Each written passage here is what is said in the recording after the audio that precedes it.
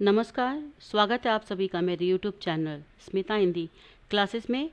आज हम पढ़ने वाले हैं तारा सुब्बाराव का वह चेहरा, जो कि BCA सेकेंड सेमेस्टर का है। एक संक्षिप्त लेखक परिचय जानते हैं। सुब्बाराव रामास्वामी और उनकी दूसरी पत्नी सीतम्मा के पुत्र थे, जो कर्नाटक के सबसे महान साहित्यिक परिवारों में से एक थे। उनका प्रसिद्ध जन्म का नाम सुब्बाराव है, जिन्हें तारा सुब्बाराव के नाम से जाना जाता है और वे के नाम से भी लोकप्रिय हैं। उनका जन्म 21 अप्रैल 1920 को अक्षय ताड़िगे और बसव जयंती के दिन सुबह के समय हुआ था। तालुकीना रामास्वामी एक वकील थे, जिन्हें सीधी बात करने वाले सत्य के प्रतीक के रूप में जाना जाता था। शुरुआत में उन्होंने मैसूर राज्य के राजस्व विभाग में काम किया और सेवानिवृत्ति के बाद वकील के रूप में भी उन्होंने काम किया। उनके पिता रामास्वामिया उन दिनों जिला मजिस्ट्रेट द्वारा सबसे सच्चे वकील के रूप में प्रसिद्ध थे। TR सुब्बाराव जब वे बच्चे थे तब उनके चाचा TS वेंकटनैया और उनके दोस्तों BM श्रीमस्ती देवडू और अन्य लोगों के साथ रहते थे। घर के माहौल ने उन्हें साहित्य की ओर अग्रसर किया। तारा सुब्बाराव को एक महान उपन्यासकार के रूप में देखा जाता है, जिन्होंने वेंकटैया की प्रेरणा से कहानियां लिखना शुरू किया और एक महान उपन्यासकार के रूप में जीवन व्यतीत किया। मात्र 9 वर्ष की आयु में उन्होंने अस्पृश्यता उन्मूलन के बारे में भाषण दिया और वे रूढ़िवादियों से नाराज हो गए। निजलिंगप्पा के नेतृत्व में ध्वज सत्याग्रह में भाग लेते हुए सभी तालुकों में ध्वज सत्याग्रह के पक्ष में प्रचार करते रहे। जब वे होसुदुर्ग तालुक के बागुर में सरकार के खिलाफ स्वतंत्रता संग्राम प्रचारकों के लिए भाषण दे रहे थे, तब उन्हें पुलिस ने गिरफ्तार कर लिया और चित्रदुर्ग में कैद कर लिया।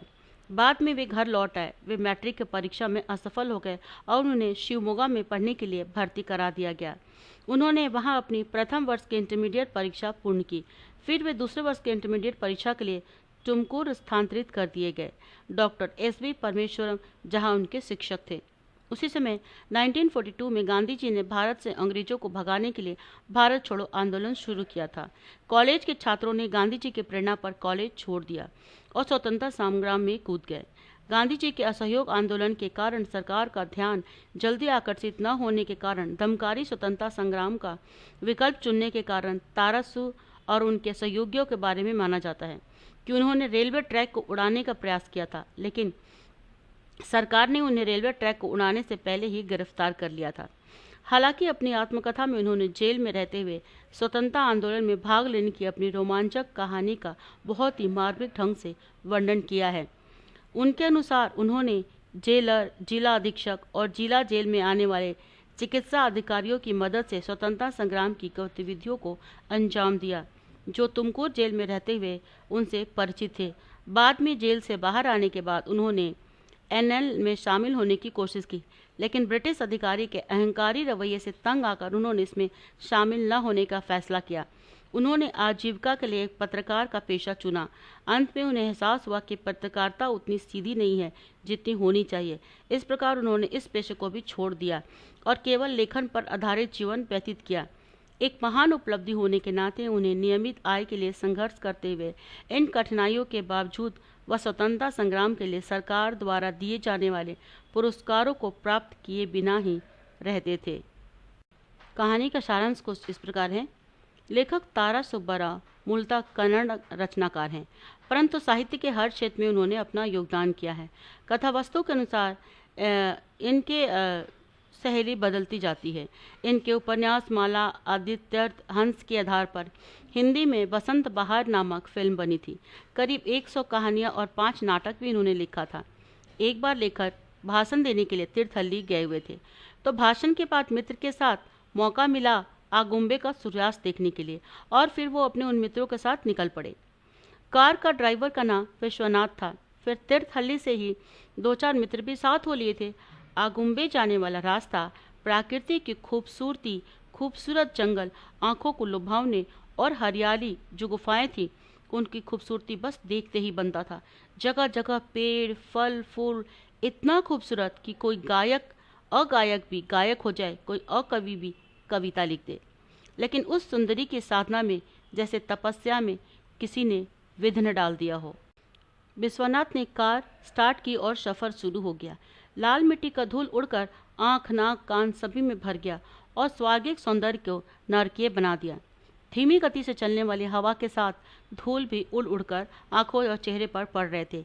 एक बार तो लेखक का मन हुआ कि सब छोड़ छाड़ के वापस दिल्ली लौट जाए, लेकिन ड्राइवर विश्वनाथ ने कहा कि आप चिंता ना करें, मैं आप लोगों को अच्छे से ले जाऊंगा। और तभी एक कार बहुत तेजी से धूल उड़ाते हुए इनके कार से आगे निकल गई। यह बात विश्वनाथ को बर्दाश्त नहीं हुआ। उसने आगे जाने वाली कार को देखकर समझ लिया कि लोग इस रास्ते के लिए नए हैं, तो उनके साथ उसने खेल शुरू किया। अपनी गाड़ी को तेजी से आगे भगाता और थोड़ा रुककर इंतजार करता। जब वे लोग पास आ जाते फिर आगे तेजी से बढ़ जाता और तेजी से धुआं और धूल भी उड़ा देता, उन्हें आगे जाने का रास्ता दिखाई न दे इसलिए। कोई भी उस कार में बैठे लोगों पर तरस नहीं खा रहा था। उनके मित्र ने कहा कि तुम्हें उस धुआं में दिखाई दिया कौन है? अगर देख लेते तो तुम्हारी आंखें तृप्त हो जाती। कोई सुंदरी, अति सुंदरी बैठी हुई थी अपने ड्राइवर के साथ और मेरी बदकिस्मती पर तरस खा रहे थे। सुंदरी के रूप लावण्य के वर्णन कर रहे थे। तभी वेंकटेश ने कहा कि अगर ड्राइवर की नीयत बदल जाए और कुछ ऐसा वैसा कर दे तो क्या होगा? इतने में पंडित जी ने कहा कि यह कलयुग है, कलयुग। इसी पर बात से बात निकली कि आज का मनुष्य अपनी छोटी से छोटी इच्छाओं का दास बन गया है। उसके बाद पाप और पुण्य की चर्चा चली कि किस तरह से लोग पाप भोग विलास में डूबे हुए हैं। मानवता ने कहा कि आज के सुख से बढ़कर क्या कल की मृत्यु अधिक मूल्यवान है?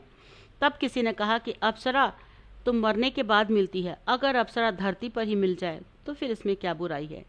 यह बातें सुनकर पंडित जी का मुखमंडल लाल हो गया। उन्होंने कहा था कि कहीं का, और सब लोग हंसने लगे। विश्वनाथ कार में बैठे लोगों को धूल का पान कराता रहा और उन लोगों को रास्ता रोके रहा। उस कार की हॉर्न बार बार बज रहे थे। इससे पता चल रहा था कि उनकी सहनशीलता अब समाप्त हो रही है। तभी घाटी में अंधकार सा छाने लगा। तो लेखक ने कहा कि अब यह सब मत करो विश्वनाथ, तुम उन्हें जाने दो। आगे का रास्ता कठिन है, अंधेरा में सफर भी मुश्किल होगा। तो विश्वनाथ ने उस कार को जाने दिया। लेखक अपने दोस्तों के साथ बोलते बातें करते हुए आगंबे तक पहुंच गए। वहां पहुंचकर देखा कि वहां पर बहुत एक जगह भीड़ लगी हुई है, बहुत शोर हो रहा है, लोग बहुत ऊंची ऊंची आवाज में बातें कर रहे हैं, लेकिन कुछ स्पष्ट सुनाई नहीं दे रहा था। तो तेजी से विश्वनाथ और सारे कार में बैठे उनके मित्र फटाक से नीचे उतर गए और उस भीड़ में घुसकर देखा कि दो व्यक्तियों की वहां पर लाशें पड़ी हुई हैं। उस भीड़ में खून से लथपथ कोई कह रहा था कि मील के पत्थर से टकराकर दोनों की मृत्यु हो गई।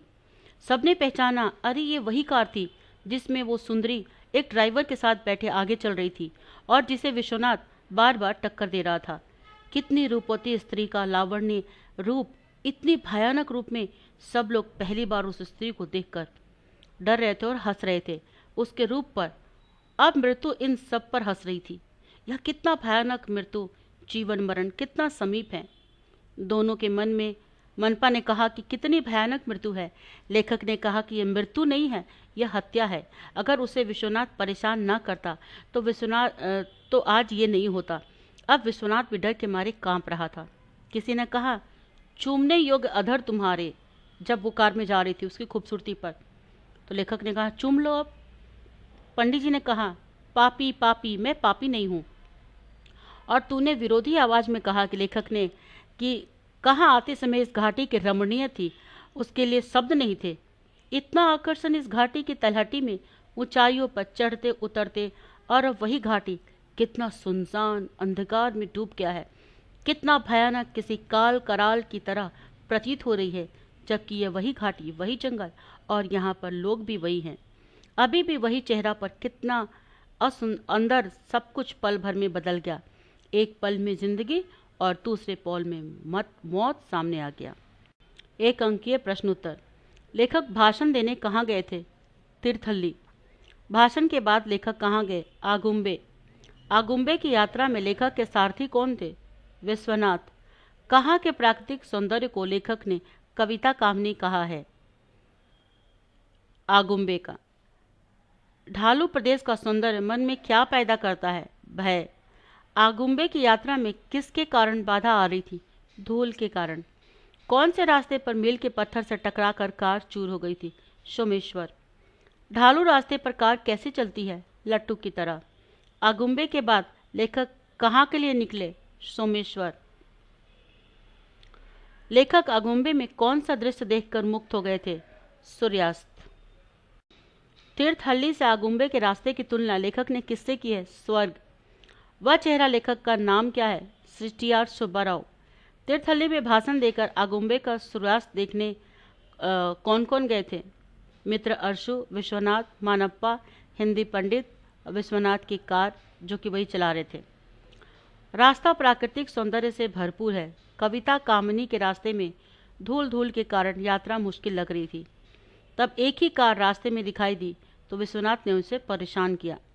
कार को न आगे जाने देकर धूल उड़ाते और परेशान करने का कार्यक्रम विश्वनाथ ने शुरू किया था। लेखक के मना करने के बाद वो फिर रुक गया था।